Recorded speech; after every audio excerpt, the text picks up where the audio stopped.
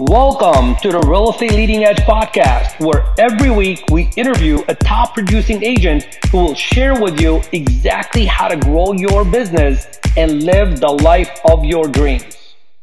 Hello, everybody, and welcome to the Real Estate Leading Edge podcast, where every week we bring you a top producing agent to share with you and inspire you and take your business to the next level. We got Mark Nasser here and Shadi Bazzi. Say hello. Hello, guys.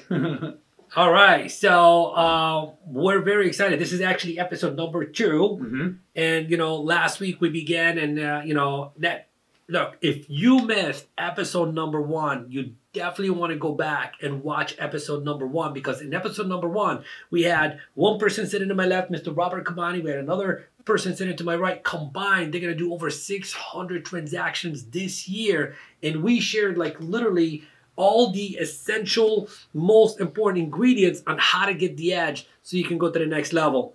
And this week we have a special guest, Mr. Mark Nasser, who is going to... Mark, why don't you just begin by telling the world who you are in 30 seconds or less? Mark Nasser. I'm with Remax Leading Edge. I'm one of the top producers here. I specialize in the field in Detroit and the Tri-County area. Awesome.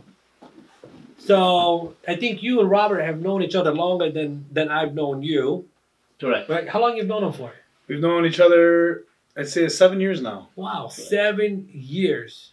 Okay. So you probably have a better idea of what questions you should be asking him. Absolutely. Let's get the secrets out. Yeah, absolutely. Yeah. So Mark, Mark says he's a top producer in this office. That's the absolute truth. He does over 100 transactions a year. I remember when he started in the business. He's always been a super motivated person, working really hard.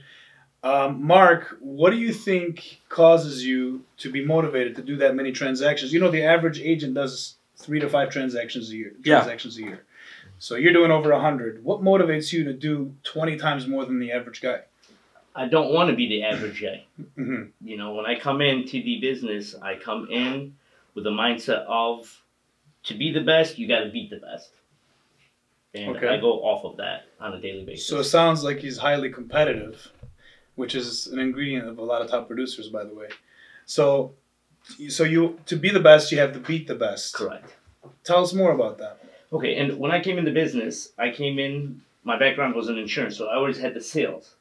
But I didn't have the real estate knowledge. So in order to beat the best, instead of going out there competing with them heads on from the beginning, I just went and picked their brain on a daily basis. Different agents at different times from different things.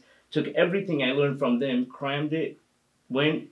By my 3rd year in real estate, I've been producing triple digits. Well, you know what? What he's mentioning right there is a common trait. You know, I mean, one of the things that I've done, having been on almost 30,000 one-on-one coaching calls, is I always like dissect the heck out of anyone that I see that is a top producer or successful in any field. And one of the common denominators is the people that really excel and go to the next level and do it rather quickly are the ones that literally model success, because they say, well, success leaves clues, right?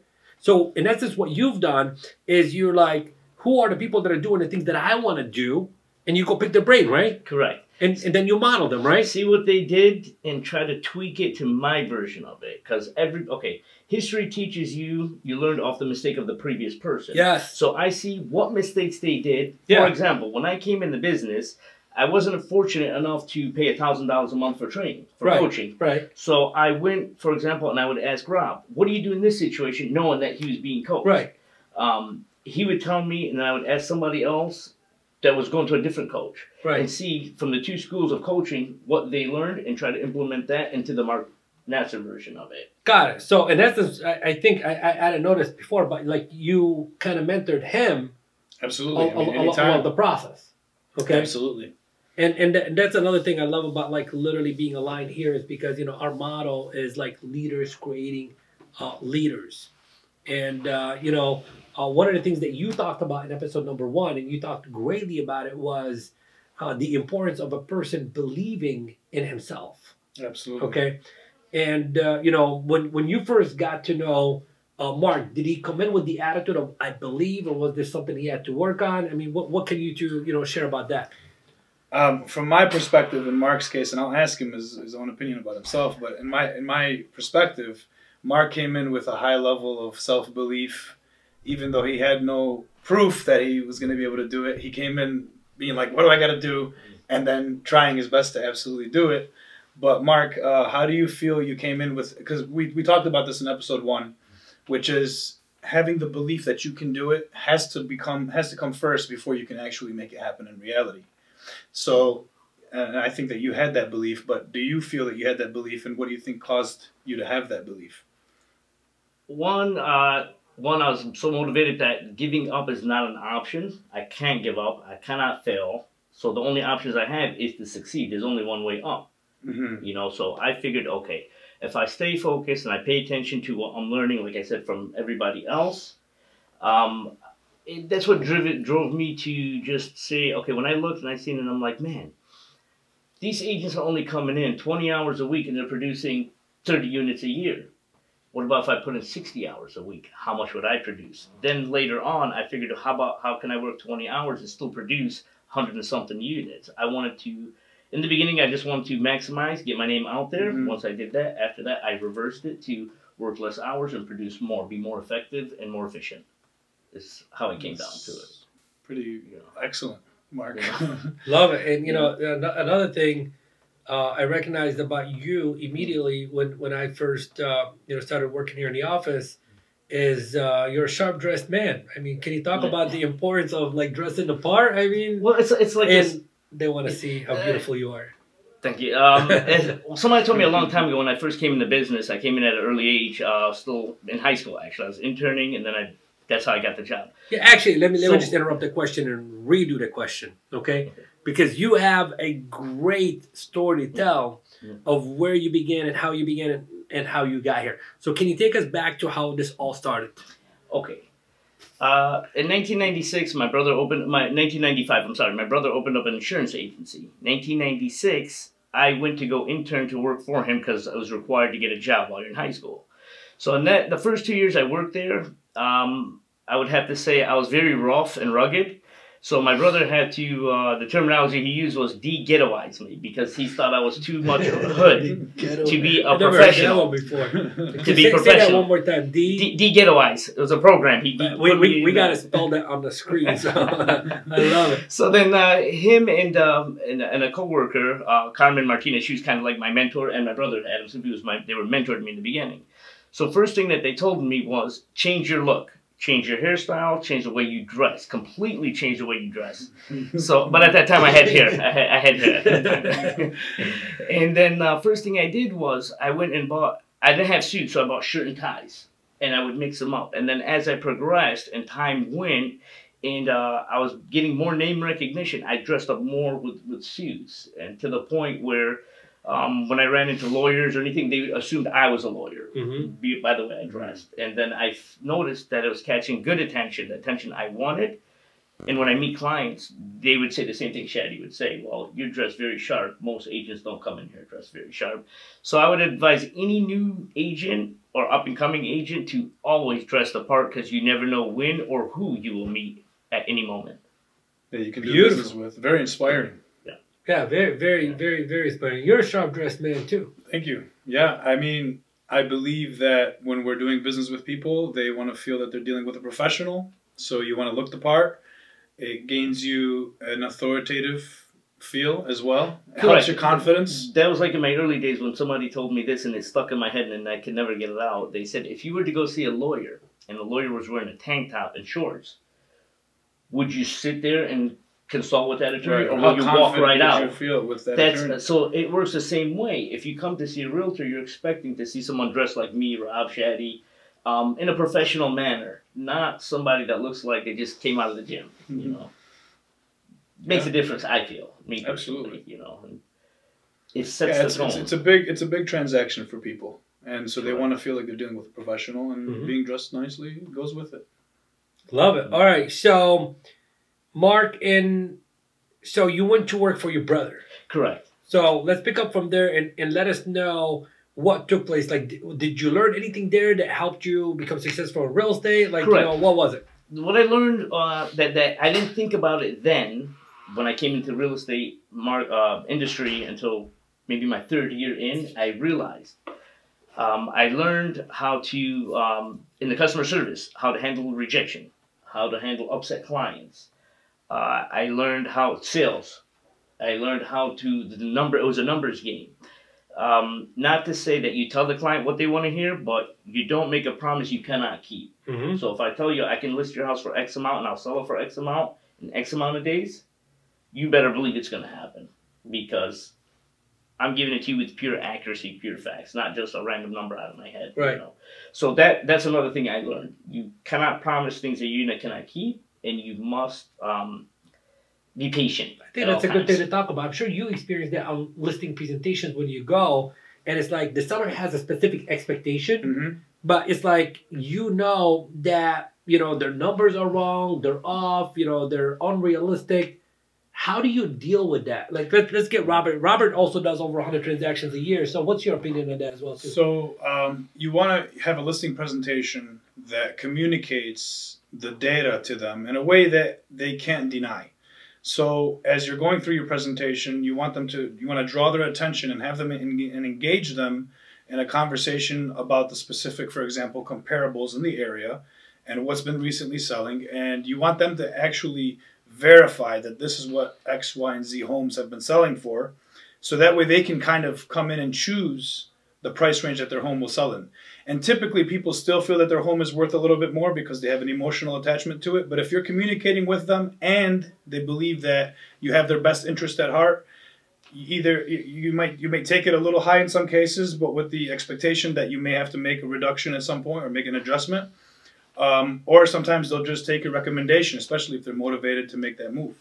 So, it's just a communication and being willing to deal with the small conflict that they are, at first higher and have to come down. Right. I love how you said it's all about communication, because that's one of the things I recognize about Mark and why I wanted him, on the show, with us, is because Mark is a very, very strong, effective communicator as well, too. I mean, you can't be doing the numbers that you're doing if you can't communicate, very effectively. Correct. Like when I'm interacting with a client, I always let them speak first. Yeah, Can you give some tips? Give some specific tips. There's somebody watching right now and or listening to this podcast, and they are in the mindset of like, I really want to go to the next level. I know I need to speak to more people, but I either have a fear of talking to people or something like that. Like, how do you address that? Like, let's give people like here's what you do, 1, 2, 3 kind of thing. Well, one, you always let the client talk. You let them tell you how they feel, everything about the house, everything you want to know. As soon as they're done. When they're done, you listen to what they said, and then you go back and you say, hey, Mr. and Mrs. Seller, it's A, B, and C. I understand you feel your house is worth this much, but in all reality, this is what it's worth. You must bring them back down to reality, slowly, gently, without, upsetting them or hurting their feelings. Because remember, they're human beings just like we are, right. And that would be, the first step is always let them say what they want to say, listen to them, and then when you come back, whatever you say must be able to be backed up with facts. You must prove what you're telling them. You cannot just say something with no proof. Okay, so Robert, I think what he's trying to say, and correct me if I'm wrong, I don't know if you do it, and if you do, let's bring it out to the people on the show as well too. When he says you gotta like bring it up with facts. I mean, only an expert can share authentic, genuine facts. Yeah, definitely. Okay, so how does one become the expert of their marketplace? How does one like literally bring the facts and not just like, hey, I just pulled it off the MLS right now and let me tell you what's on paper, but like literally deliver the facts? Is there anything that you do, a process, anything we could share with our audience? It's good to study the market and keep an eye on what's actually going on the market, how long it's taken to sell, when it's selling. If you spend a little bit of time on a daily basis just studying the market, you'll walk in with that authoritative feel. One thing that I was doing more of that would always benefit any of us would be to preview the properties that are going up for sale and then selling, because when you come in and you say, look, I saw this house and it's just like yours, or there's some features and benefits that are a little bit better than yours. You can choose the right words for it, but when you've seen the property, it makes a difference. I think a lot of it has to do with the way you feel, but just studying the market on a daily basis will give you that So is it expert opinion. like previewing properties? Previewing looking properties. at the hot sheet every single day. Yeah, looking at the hot sheet on a daily basis. Look at what's been selling. Look what's. And even when you get a listing appointment, don't just pull 3 or 4 comps real quick. You know, you want to actually spend some time looking at the different comparables, looking at subdivisions nearby, see what's actually selling, see what's actually for sale. So that way, when you go in there, you know, you're saying, hey, Mr. Seller, you know, this is what is available to buyers in today's market.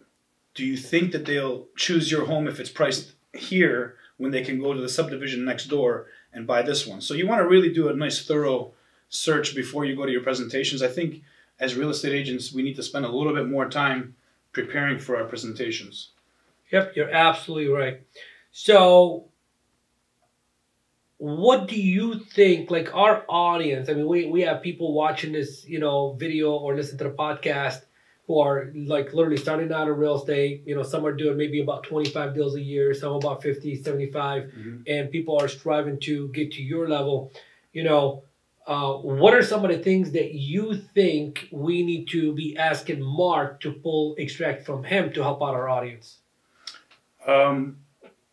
Mark, you're engaging obviously in the selling process constantly. Correct. Right? That's why you're doing so many transactions. Yes. How do you go about getting your business? Well, as I was saying to other people when they ask me that question is you must get your business from multiple avenues or multiple angles, whichever way you want to call it. Like some people love to prospect, cold call. Some people like to door knock. Some people like to network. Some people like to do mail out the postcards. Some people do mail out letters. So what I did was when I came in, I asked, for example, I asked the top producers at that time, Dave, Sherry, everybody that I knew was a top producer, what do you do? And they all gave me 5 different answers. Some of them didn't do what they told me. They said, this is what we did in the beginning. So as Dave said, he's one of the top producing agents in the industry. He tells me, you go back always to the basics. So I said I started off with everything from the basics, except the cold calling, because that's the last thing I'm picking up now. So I mastered one. One I already mastered. I already know how to talk to people already. So networking was that came natural to me. The mailing, that's easy. All you got to do is just mail out. The post office does the rest for you. Everything else just falls in place. Now, as I said, like I'm trying to get on the level of cold calling on Robert's level. To me, you could say Robert is like a 3rd-degree black belt of cold calling. 3rd-degree black belt, baby. You know? Yeah. And I'm still the yellow belt. Yeah. So I'm trying to get to his level. But as Rob will tell you, if me and him went to a listing and he's on the phone and I was face to face, we had this talk already. There's hands down I'll take that listing from him. But other way around. Competition is on. How do you like the competition? Yeah, absolutely. But you know what? But you know, I have the pleasure of seeing, for example, Mark at the gym. And I see him talking to people at the gym about real estate all the time. So he does his own prospecting in his own ways, you know, constantly having conversations with people, which is what leads to transactions. Right, and that's critically important. We had a mastermind about that yesterday here at our training at Remax Leading Edge. And one of the things that we dissected was, you know, there's no right way or wrong way to generate a lead. You know, at the end of the day, you know, the right way is your way. You know, and you don't have to do it my way.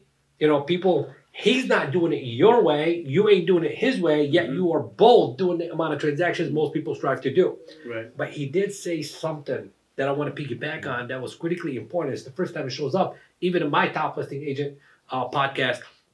And he said, you know, in different words, was like, don't watch what I'm doing right now to get to this level. Learn what I did way back then that got me to this level. Absolutely. So what are some of the things that you did in the beginning? Okay, in the insurance industry, when I left out of there, I came into the real estate industry with a database of 5,000 clientele. So I started working my 5,000 clientele, and as I was learning, most of them were telling me, oh, I already know a realtor, I know somebody. They didn't want to work with a newbie. So then I ended up finding another way of getting more database to keep going, because obviously it's a numbers game. I was told in the insurance industry, out of every 100 quotes you do, you're going to write 10 of them. That's 10%. So I figured in the real estate industry, out of every 1,000 contacts I can get, I was shooting for 100.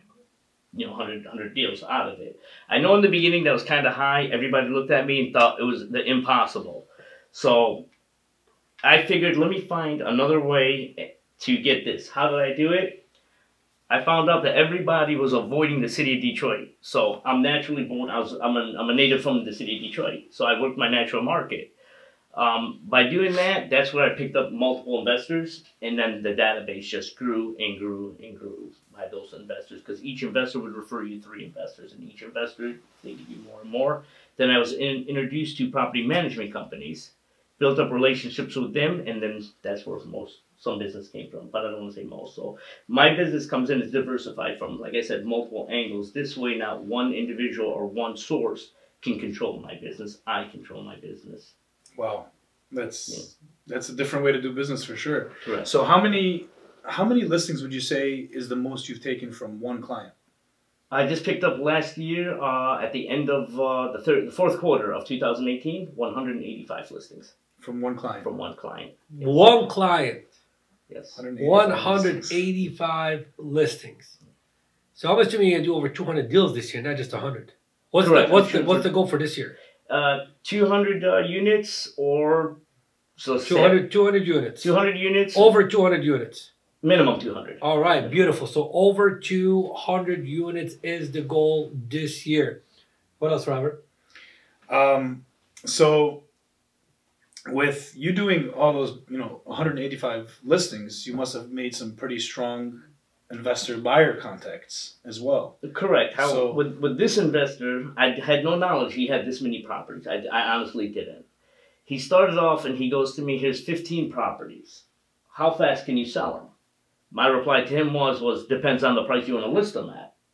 That's going to dictate everything. So we negotiated me and him from here to there to a fair amount where it was fair for him, fair for me, fair for any client that would have bought it. Mm-hmm. Well, he goes, how long do you think you could sell them for? I go, give me 48 hours. He thought I was being egotistic. I wasn't, because I already had the buyer in the pocket. Mm-hmm. 48 hours later, I had the 10-pack was accepted. 7 days later, we closed all of them. Wow. So the seller was pretty happy.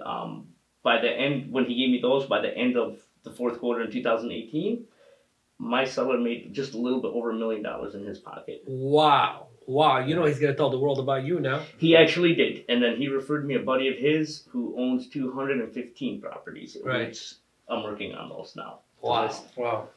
So you mentioned that your database has grown. Correct. With these new transactions that you've done. So how often are you in contact with this database, and how is it impacting your business now? Every 3 months, I pile them up, and then I'll wait till the beginning of the second quarter, and I go back to my first ones. Because remember, you always got to start back from where you started. Every time when you get to the finish line, you go back and you start again. Because the finish line just keeps going. You got to keep coming. It's a never-ending finish line. So you keep doing that with each quarter. This way, you're not overwhelming yourself. You're not frying your brain, and you're able to focus and work. Mm-hmm. It makes there's so many mindset nuggets that I'm hearing from Mark, I know. And as he's talking, I mean, there's so many, like, the whole... Did you ever hear him speak negatively, honestly? Does he ever complain? Never. He's always talking about what he's going to do or what he's done. I never hear him complain. Yeah, I think the biggest complaint I ever heard from him is the complaint of, like, why are they complaining?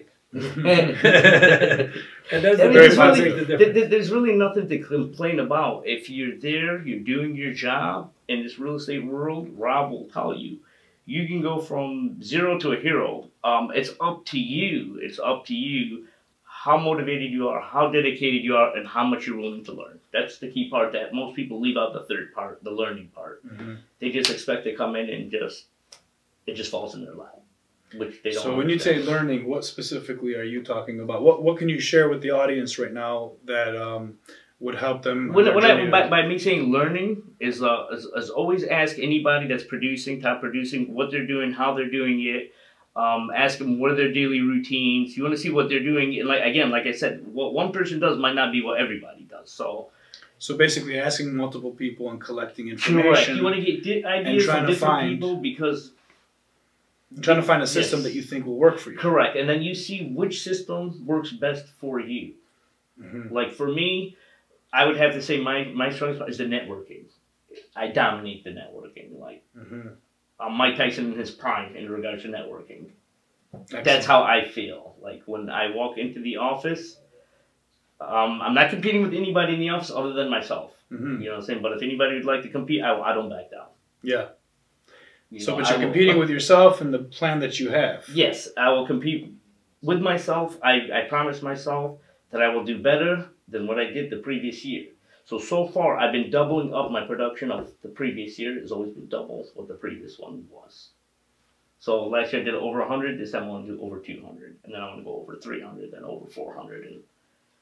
And when you first got involved in the business, did you fathom that one day you'd be doing, 200 deals in 1 year? When I first came in the business, the person that brought me into the business goes to me, I don't understand why you left the insurance industry when you were the top producing agent, hands down, around here. I was doing over 110 units a month as an insurance agent. Right. Other agents were only doing 300 a year, the next top guy. I was doing 1,200, for example. I told him, honestly, it got boring. I needed something more of a challenge. Not challenge as in I'm competing with this agent, something that will challenge me. I can't sit put. I just have this problem of not being able to sit put.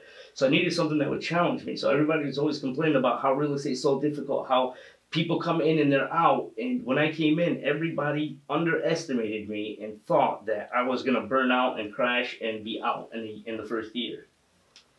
9 years later, I'm still here. I'm still here, and now I'm asking them, where did you go? That's interesting. So basically you had some haters. If you want to look at it like that, yeah, I looked at it as they were my cheerleaders. They're cheering on good me. Way to look at it. Definitely. You know what I'm saying? They're cheering on me, cheering for me. And then I told that individual, I told him, I promise you, before I retire from this, I'm going to have buyers, sellers chanting my name like Rocky fans. And he told me I was crazy.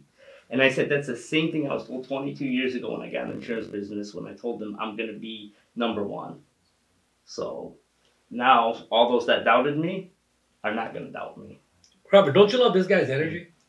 Beautiful energy. Where do you get your energy from, bro? Because I need me some energy. I don't know. I just guess you could say I'm wired like that. I just wake up. Like I wake up every day at 5 in the morning like clockwork. If there was a rooster outside, I'd go wake it up. You'd wake up the rooster. I'd wake up the rooster like your job. But that's just how I am. Like I. Do you think you were born wired for success? Yeah, because to be honest with you, my entire life I've been. So this is a setup question. Just my entire life I've always been doubted. Yeah. It was either you're not smart enough to do this, you're not tall enough to play this sport, you're not big enough to play that sport. Can you talk a little bit more about that? Like, this is very important because we live in a society of whether you want to call it bullying or a lot of people they dealt with a lot of blows growing up, and now they're adults and they're like like in their mind, like all their childhood, memories of the things that happened to them that weren't, beautiful things are still holding them back as adults. Can you publicly, talk about that? Yeah, only if you're comfortable. Yeah, like for me, for example, the biggest motivator that I had, honestly, was my father, because I always felt that he did not believe in me. Because my siblings were straight 4.0s. I was a 3.7. That was not good enough for him. It's either your first or your last to him. So no matter what I did, how hard I did to succeed to whatever, it still wasn't good enough. So that really didn't, I want to say, upset me or made me angry or whatever. It just gave me more of a drive and more of a reason to prove him wrong. You know what I'm saying? To prove him wrong. To let him know that just because you have a GPA that says 4.0 doesn't mean nothing on a piece of paper. That means you're just smart in school. What counts is in reality, in real life, is what I was trying to explain to him. At this point, just the other day when I told him, hey, I came in at rank number 9 in the state of Michigan. I made the top 10 twice. Congratulations. Thank you. And then he was like, I looked at him, and it was the first time he ever looked at me, and he's like, I'm really proud of you. You know what I'm saying? So that just motivated me, and then I was like, you know what? That 200 is nothing. Yeah. You know what I'm saying? I'm going to get to those 200 units. Beautiful.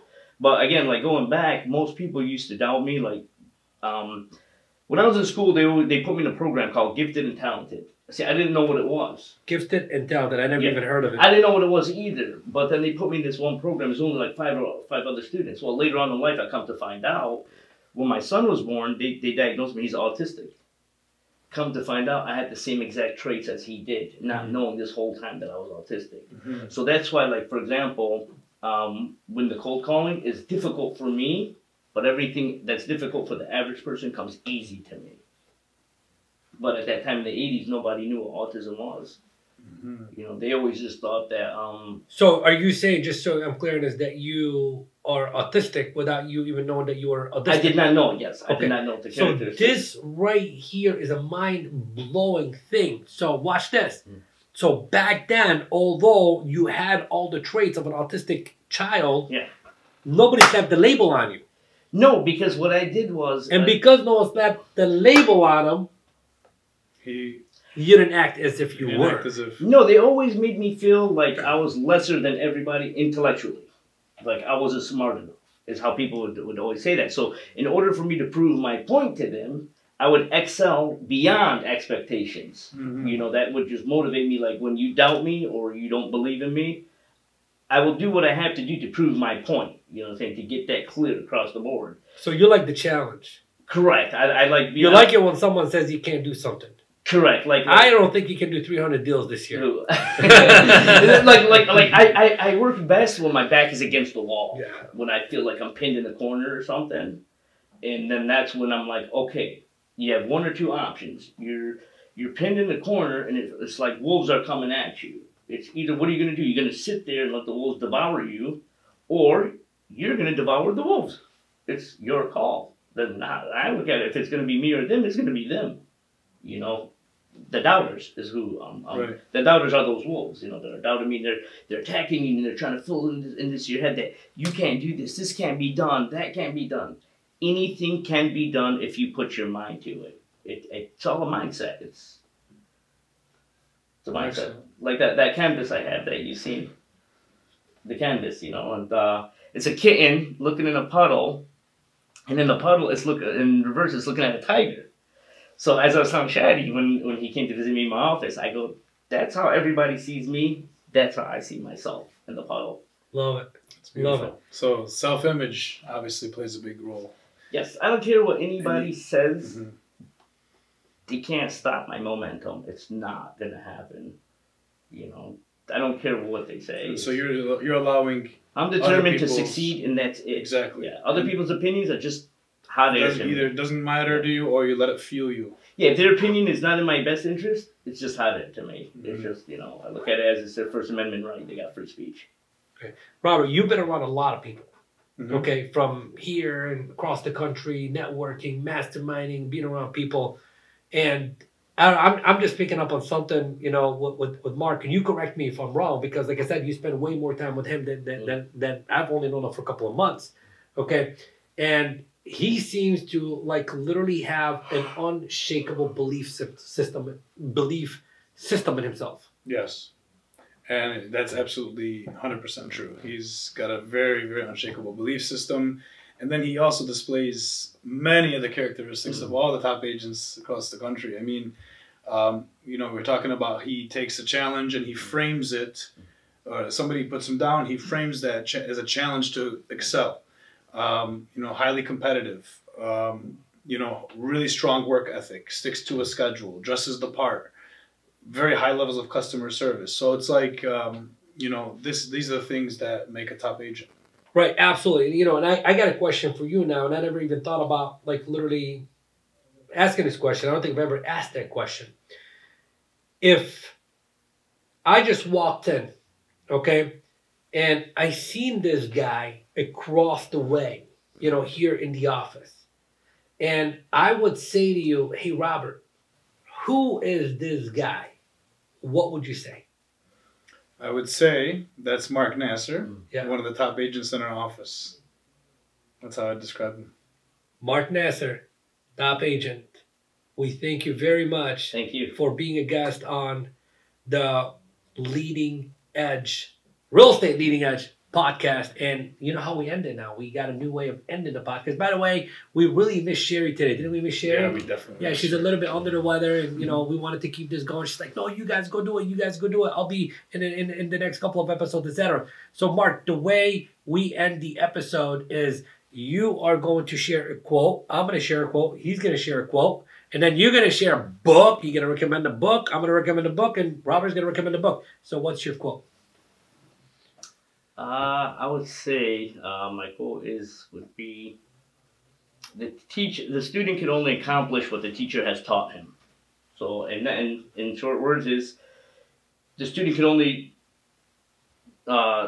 learn what he asked people to teach him. As I was saying earlier, ask people and you'll learn. So the student could only excel by what he learned from the teacher. Love it. And Robert, because I'm still thinking about a quote. So. I'll go with it, and I think this is kind of part of Mark's whole conversation here. Whether you think you can or think you can't, you're right. Mm-hmm. And so Mark chooses to think he can, and that's why he excels. The book I would recommend. Do you want to recommend a book now? No, we'll come back to the recommended book recommendation. So mine is, you are a product of your environment. You're a product of your environment. I want to speak about that for just a moment right now. I need you to take a look at, your office environment. Is your office doing the things that support you in growing and going to the next level? If not, and you are in the Detroit local metro area, then I want to talk to you. I need you to reach out to me, and I want to have a conversation with you. And by the way, if you're not, in the local Detroit market area, you're anywhere in the country, reach out to me anyways.